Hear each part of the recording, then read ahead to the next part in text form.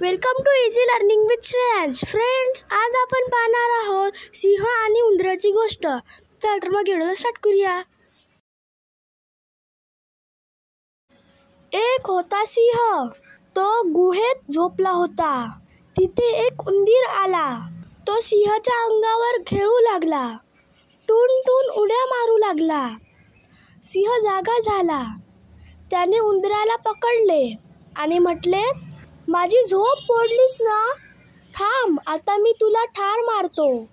पिटुकला उंदीर घाबरला. सिंहाला म्हणाला, महाराज, मला माफ करा. मला मारू नका. मी तुम्हाला कधीतरी नक्कीच मदत करीन. सिंह हसला आणि म्हणाला, मी आहे जंगलचा राजा. तू इतका छोटा. तू रे कशी मदत करणार मला? उंदीर गप्प बसला. सिंह दयाळू होता. त्याने उंदराला सोडून दिले. उंदराला आनंद झाला. तो सिंहाला म्हणाला, आपण मला जीवनदान दिले. तुमचे हे उपकार मी कधीही विसरणार नाही. पुढे एके दिवशी सिंह शिकाऱ्याच्या जाळ्यात अडकला. त्याने खूप धडपड केली, पण त्याला बाहेर येता येईना. तो गर्जना करू लागला. उंदराने सिंहाचा आवाज ऐकला. तो धावत आला आणि सिंहाला म्हणाला, महाराज, थांबा हा.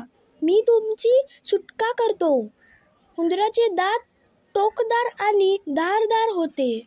त्याने भरभर दातांनी जाळे कुरतडले आणि सिंहाला मोकळे केले. सिंह म्हणाला, शाबास मित्रा.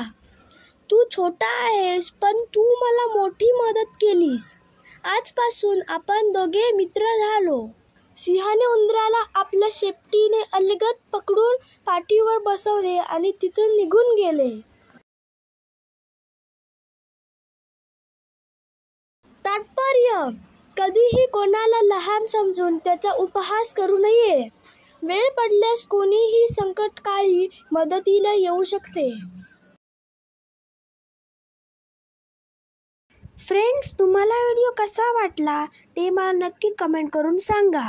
व्हिडिओ आवडला असेल तर व्हिडिओला लाईक करा, शेअर करा आणि चॅनलला सबस्क्राईब करा. Thank you friends and bye bye.